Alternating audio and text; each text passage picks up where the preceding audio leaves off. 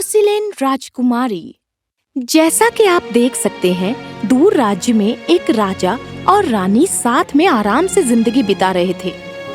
आपने पहले भी कई परियों की कहानी में सुना होगा कि वो अपने जीवन में एक अच्छा प्यारा बच्चा चाहते हैं, लेकिन किसी कारणवश उनका ये सपना पूरा नहीं हो पाता।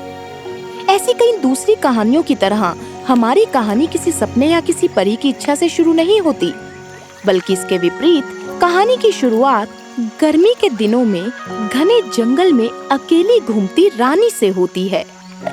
उस दिन रानी ने जंगल के तालाब में नहाने का फैसला किया, जहां उसे लगा कि वो अकेली है।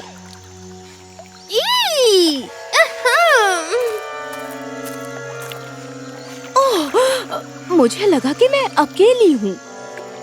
तुमने गलत सोचा। हाँ बिल्कुल, अब मैं यहाँ से निकलती हूँ। रुको, क्या तुम जानना नहीं चाहती हो कि मैं यहाँ क्यों आई हूँ? नहीं तो? अगर मैं तुम्हें वो चीज देने का वादा करूँ जिसे तुम चाहती हो तो क्या? मैं बदले में बस थोड़ी सी मेहरबानी चाहती हूँ। मुझे खाना दो और मैं तुम्हारी मन की इच्छा को पूरी करूँगी।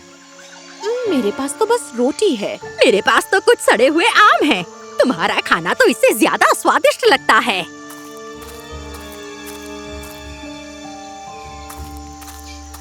तो ठीक है, ये लो। तुम्हारी इस दयालुता को अनदेखा नहीं किया जाएगा। ये एक ऐसे पंछी का पंख है जो सिर्फ मेरे राज्य में ही पाया जाता है। कौन सा पंछी? तुम्हें जानने की जरूरत नहीं। पंख को उस जगह पर रखना जहाँ तुम अपने सपने को साकार होते देखना चाहती हो। 3 दिनों में तुम्हारी इच्छा पूरी हो जाएगी। हालांकि रानी को जंगल में मिली उस रहस्यमयी महिला में कुछ अजीब दिखाई दिया, पर फिर भी वो उस पंख को घर ले आई और उसने उसे महल के एक ऊंचे मीनार में रखे बच्चे के पालने में रख दिया। 3 दिन बीत गए। तीसरे दिन बच्चे के रोने की आवाज सुनकर रानी की नींद खुली। महाराज, मुझे लगता है कि वो हमारा बच्चा है। पर कैसे? राजा और रानी ने बच्चे के आने की खुशी में एक दावत रखी। हालांकि अब तक का सबसे बड़ा स्वागत समारोह करने की जल्दी में वो मेहमानों की लिस्ट पर ध्यान देना भूल गए। बदकिस्मती से उसी लापरवाही की वजह से एक बहुत ही जरूरी व्यक्ति को गलती से आमंत्रित नहीं किया गया था। वो थी जून। मेरे जैसी दुनिया की सबसे बड़ी जादूगरनी को जो इतनी दयालु और अच्छी होते हुए भी उसे इतनी बुरी तरह नजरअंदाज किया गया। अब तक मैंने इस रानी के परिवार को कुछ न कुछ दिया ही है और उन्होंने मुझे समारोह में आमंत्रित भी नहीं किया। उन्हें इसकी सजा मिलनी चाहिए। चलो लेनर्ड।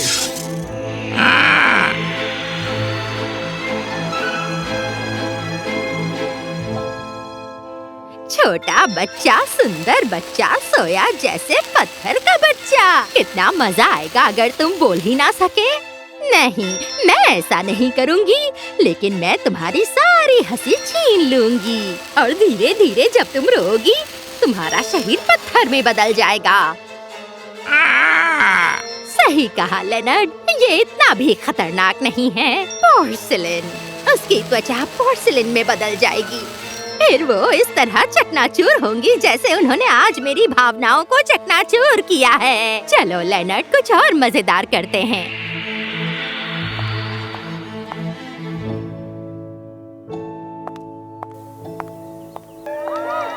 मैं अभी पेज़ली को नींद से जगा रही हूँ। वो जल्द ही पार्टी में शामिल होंगी। पर उस माँ को क्या पता था कि आगे क्या होने वाला है।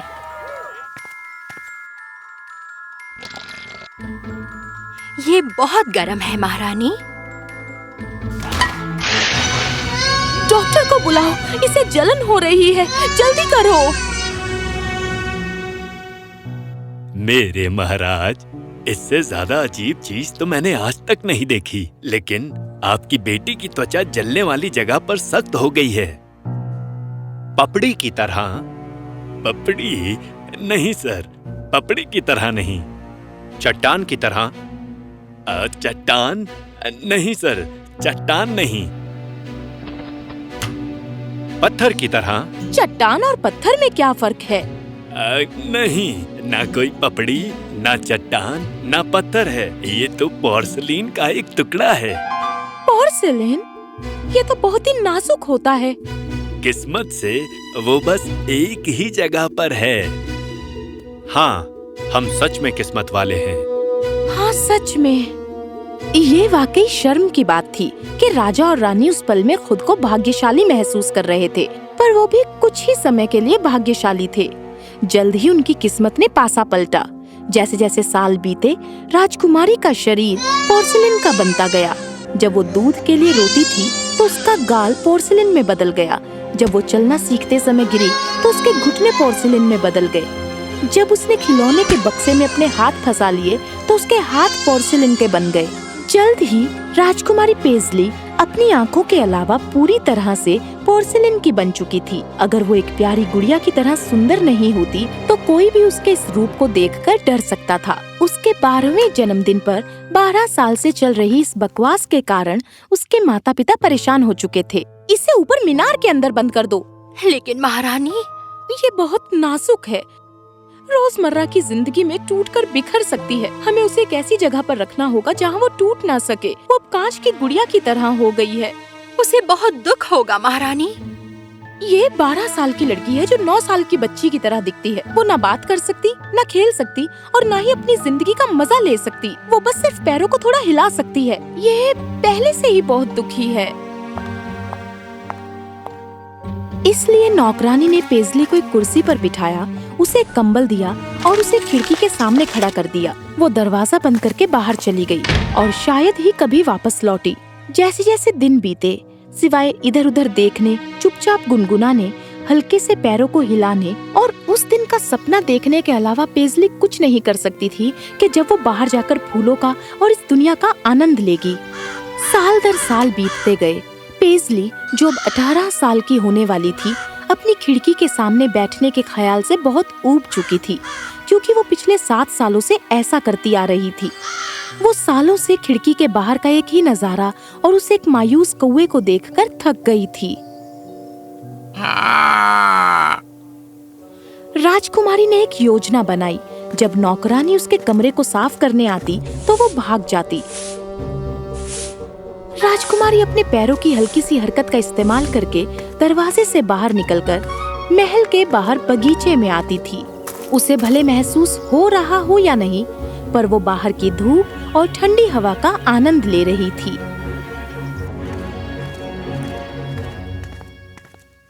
गुड आफ्टरनून राजकुमारी, हम जल्द ही चले जाएंगे।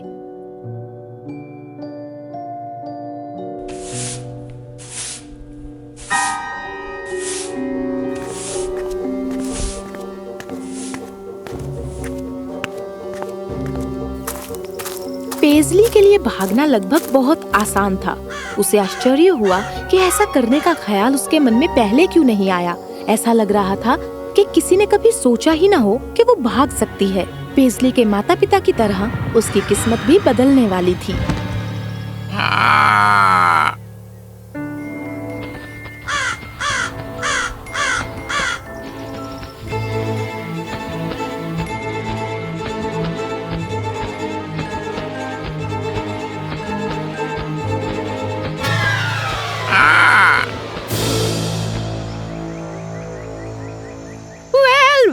वेल, पेज़ली, मुझे यकीन है कि तुम सोच रही होंगी कि क्यों लड़की कहाँ है।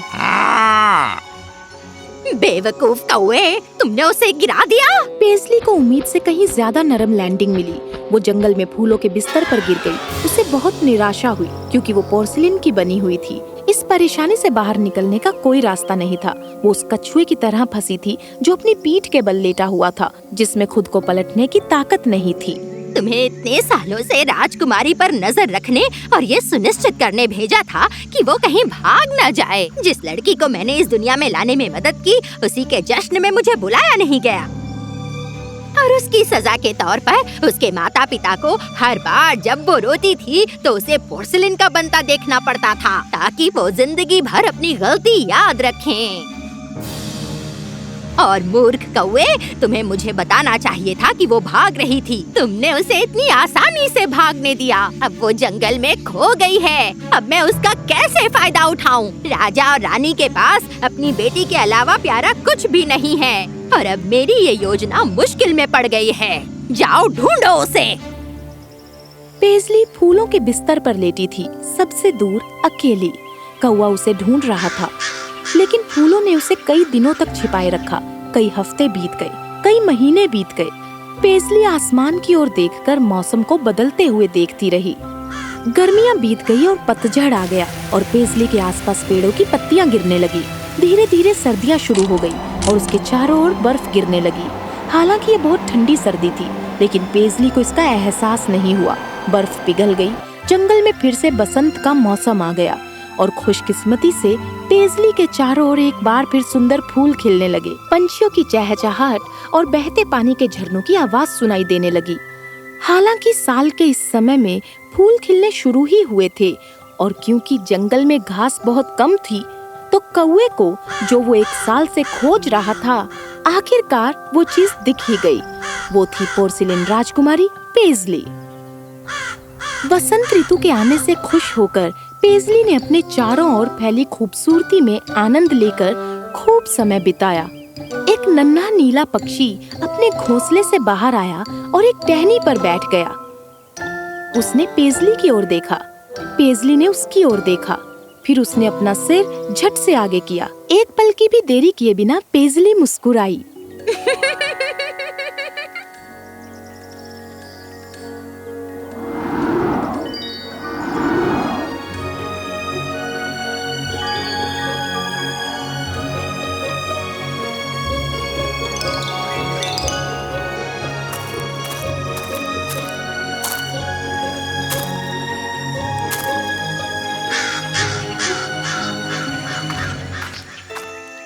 जादूगर का काम करने के लिए कभी भी किसी कौवे को ना भेजें।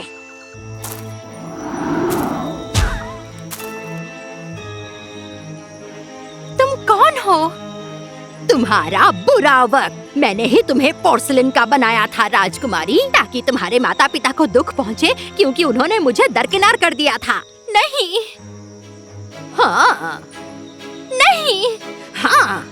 और अब तुम एक छोटी सी गड़बड़ी के कारण फिर मेरे सामने खड़ी हो। वेल,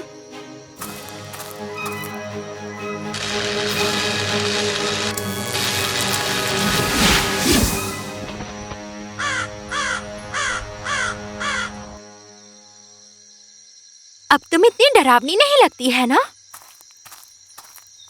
दुष्ट जादूगरनी जोन को उसी के जादू से हराने के बाद पेजली अपने घर की तलाश में निकल पड़ी।